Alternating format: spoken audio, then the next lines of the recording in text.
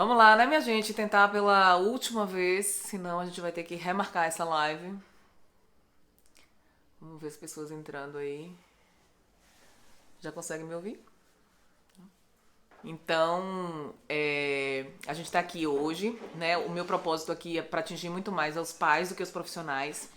Eu sei que muitos profissionais me seguem, né? E trocam muito comigo aqui no Instagram. Mas tem muitos pais que precisam ouvir e entender um pouquinho mais, né? Sobre desenvolvimento atípico, sobre desenvolvimento infantil. E pra gente falar do atípico, a gente tem que falar do típico. Então, assim, o meu propósito com essas lives, essa é apenas a primeira, tá? A gente vai separar por temas. Hoje a gente vai começar falando com...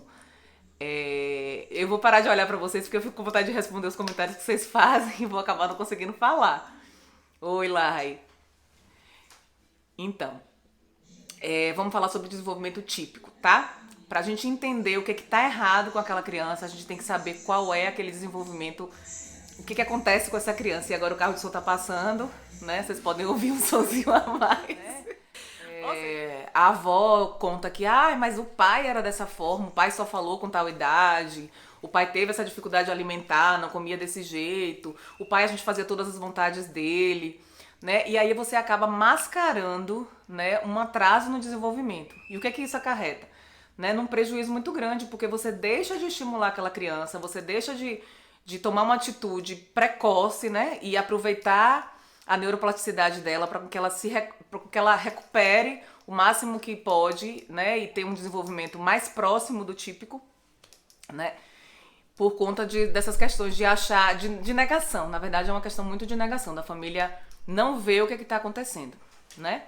Muitos pais também não têm referência, né? É o primeiro filho, então não tem nem com quem comparar, né? Porque assim, quando a gente é da área de saúde, a gente ou conhece alguém da família, tem aquela noção de como você acompanhar esse desenvolvimento, né? Ou até da área de educação. Então, assim, a primeira pergunta foi quais são os marcos do desenvolvimento motor.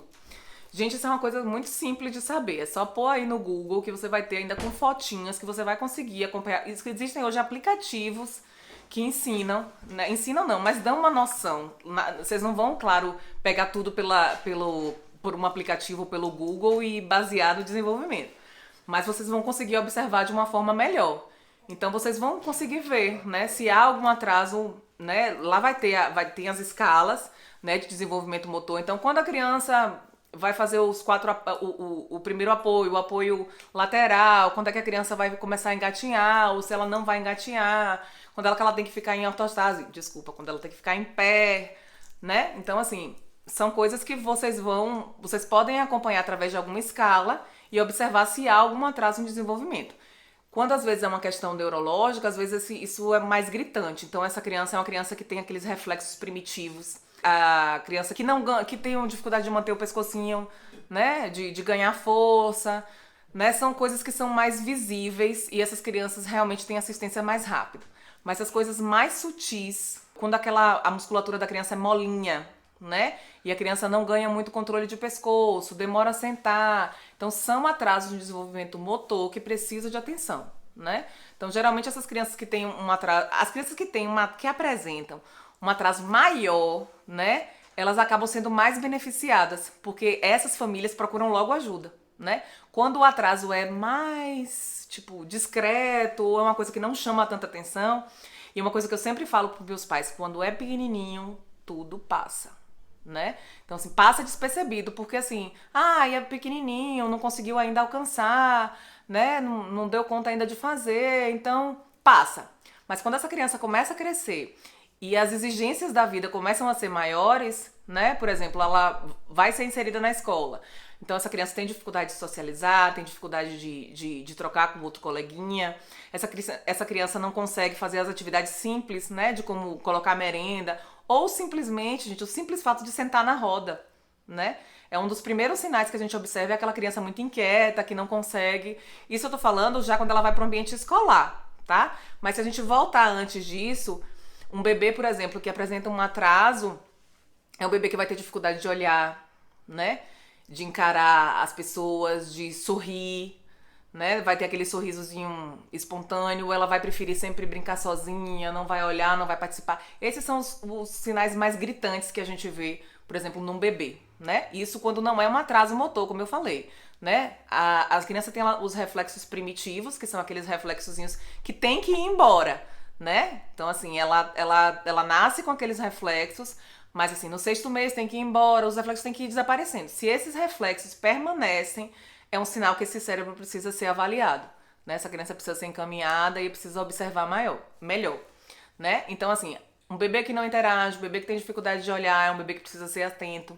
Um bebê que quando entra na escola tem dificuldade de interagir com outros colegas, tem dificuldade de manusear objetos, de desencaixar, né, de colocar uma coisa em cima, de graduar a força, né? A criança, como eu falei, tem um tônus muito baixo, às vezes tem uma musculatura bem molinha, e aí tem aquela criança que a gente às vezes chama de atrapalhada, desastrada, que cai com muita facilidade.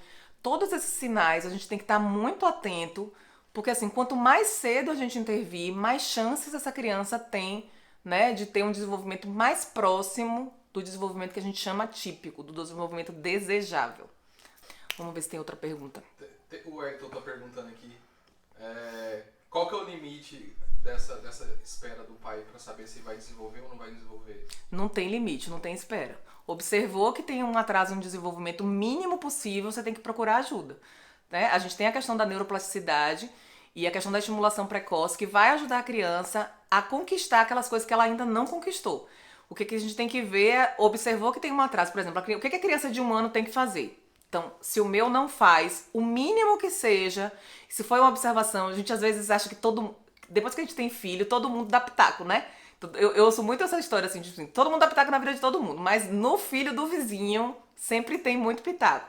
E a própria família, mas assim, abram o coração de vocês, sabe? A cabeça pra ouvir e observar melhor, né? Será que fulano tem realmente um atraso? Né? Então, assim, olha, o que tiver de primeiro sinal que você observar, leva teu filho para algum profissional de saúde avaliar, tá? Se for um atraso mais voltado para a parte motora, procura um profissional mais da área. Se for para da linguagem, mais da área.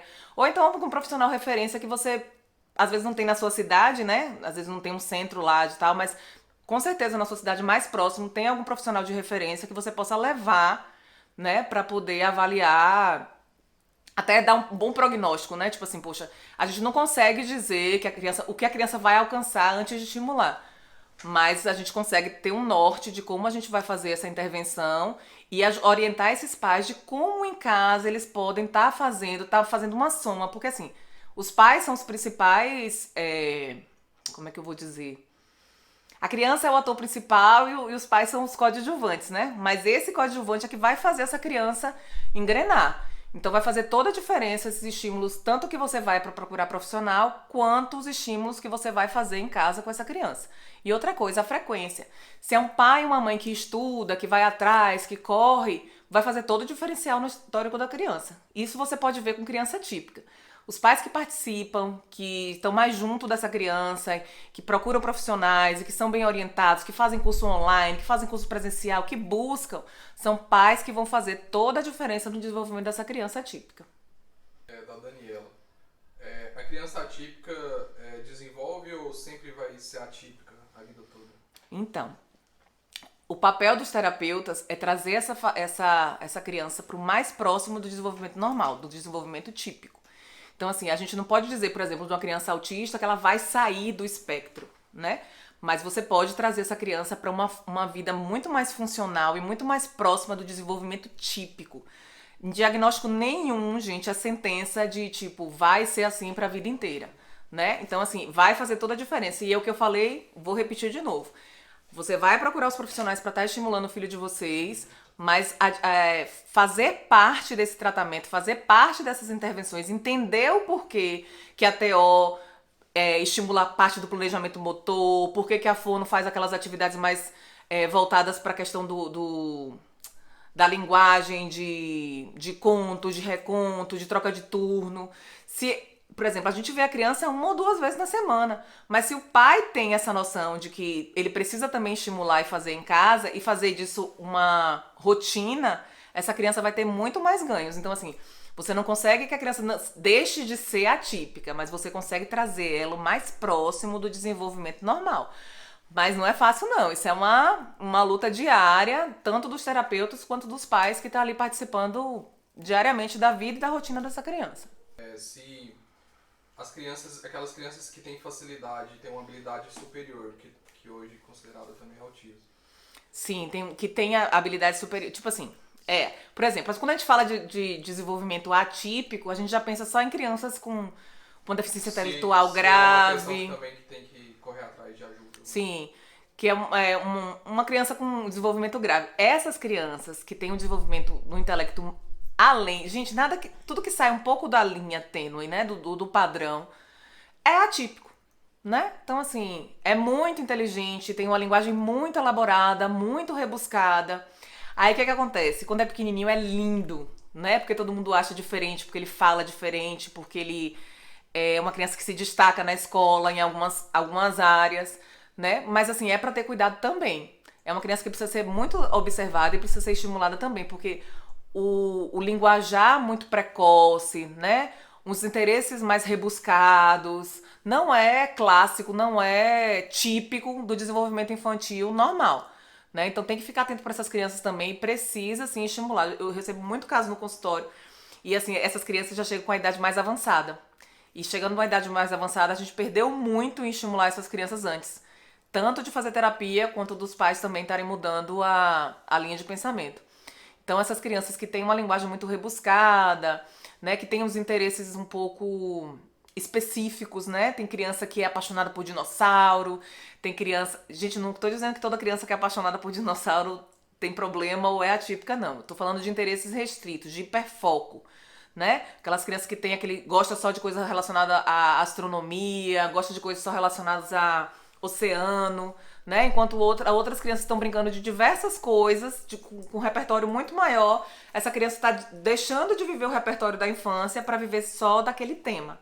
Então, se ela vive só naquele tema, é uma criança que também precisa de alerta, que precisa ser avaliada, que precisa ser encaminhada, e esses pais precisam aprender a lidar. Porque às vezes a criança, por exemplo, tem muito interesse em dinossauro. Aí o que a família faz? Compra tudo que é de dinossauro, né? E aí o que essa família tá fazendo? Ela tá fazendo com que a criança se prenda naquele hiperfoco e deixe de aprender outras coisas da idade dela que deveria estar aprendendo. Né? Você pode ampliar o repertório dessa criança com o que ela gosta, mas também você não pode deixar que ela fique fixada só naquilo, porque ela vai deixar de aprender outras coisas. E isso é um prejuízo muito grande. Alguém perguntou aqui sobre paralisia cerebral. Deixa eu dar uma olhadinha aqui. Você vai falar sobre de criança com paralisia cerebral na escola.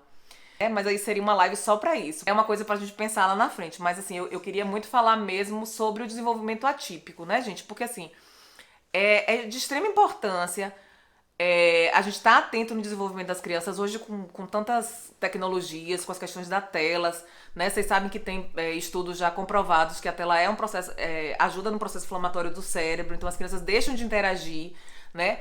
A loucura que é a vida moderna dos pais, né? O pai trabalha, a mãe trabalha, tá todo mundo fora, ou tá todo mundo também conectado, e deixa de interagir, deixa de estar estimulando essa criança, e a gente perde, a gente e a criança perde muito, e é um tempo que não volta atrás.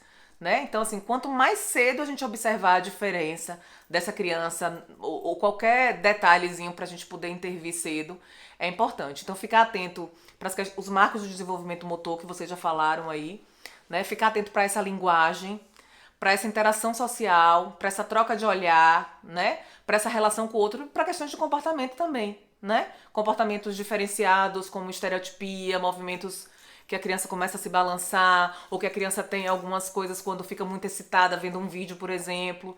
São comportamentos para os pais estarem atentos e procurar um profissional. Eu não vou poder aqui dar o diagnóstico de ninguém, nem uma pergunta assim pronta do seu filho, por exemplo, né?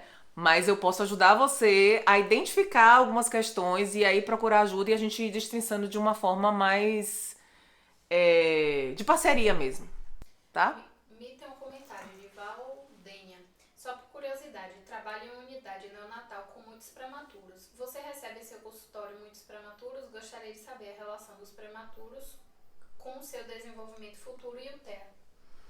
Então, gente, os prematuros são crianças que vieram de uma forma imatura para esse mundo, né? Então são crianças que precisam de toda assistência, mais ainda do que qualquer outra criança. É uma criança que a gente vai ter que estar mais atenta, porque assim, o desenvolvimento, né, é aquela coisa tão perfeita mesmo que a criança vem na hora certa, na hora que aquele cérebro tá maduro para nascer.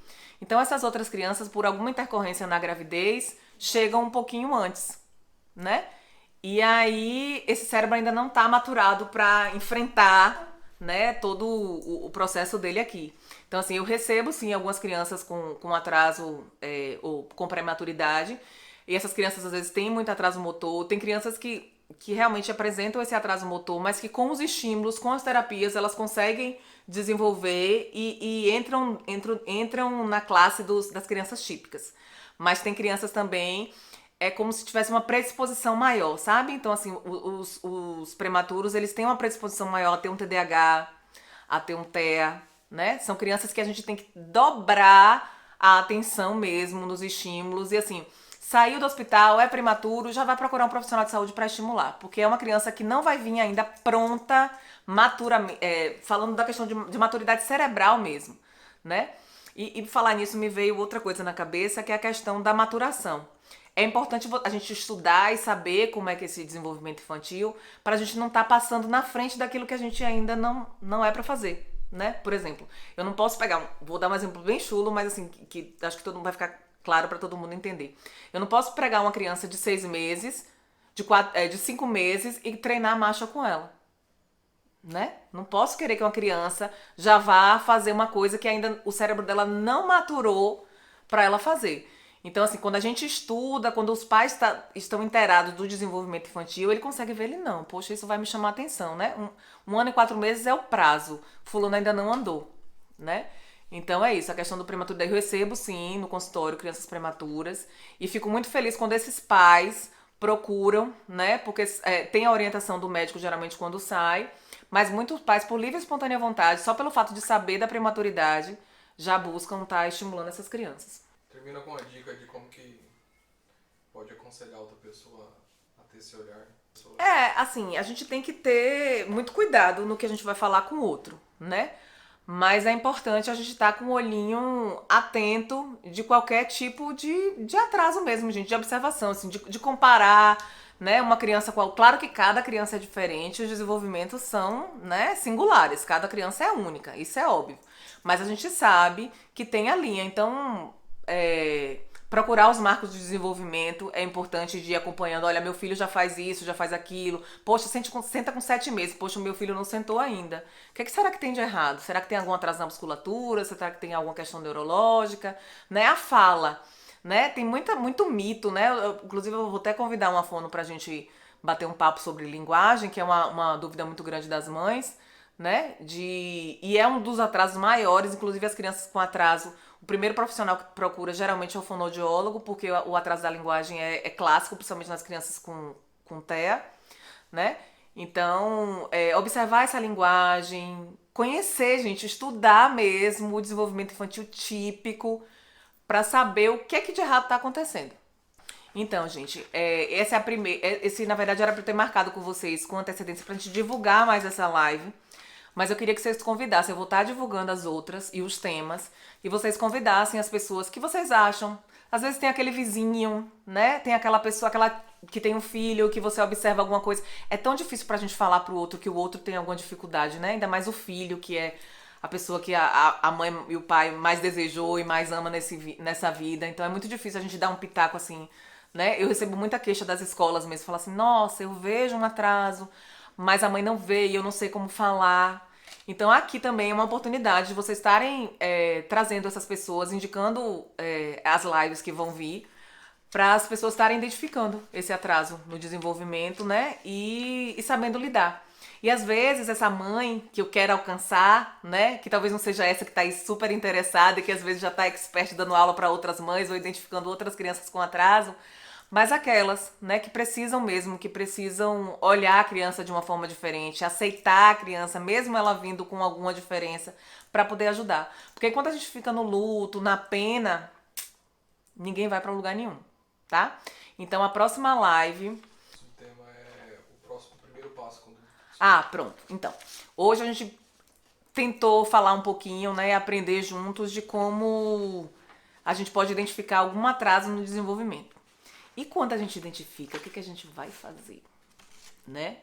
Então, assim, às vezes as pessoas sabem que eu trabalho com criança e as pessoas que me conhecem, às vezes não é nem da minha ossada. Mas assim, ai, Mirella, dá uma avaliada pra ver o que é que você acha, tal. Então, que passo eu tomar? Se eu percebo que a criança tem um TEA, o que é que vai fazer? Vai procurar quem? Vai pra onde? Né? Se eu percebo que a criança é TDAH, qual é o profissional mais indicado que eu devo procurar? Né? Então, a próxima live a gente vai falar alguns passos, né? E assim, e eu acho que é muito importante falar sobre isso, a gente abordar esse assunto, porque eu recebo muitas mães perdidas, né? Ou então muitas mães que rodaram, tipo, a gente tá aqui na Bahia, né? Rodaram o estado inteiro até chegar num profissional que pudesse orientar da melhor forma possível. Então, tudo isso é perda de tempo. Perda de tempo para os pais, porque desgasta, porque gasta dinheiro, porque gasta tempo. E para a criança que está perdendo de já seguir o caminho certo para estar mais próximo do desenvolvimento normal. Tá bom?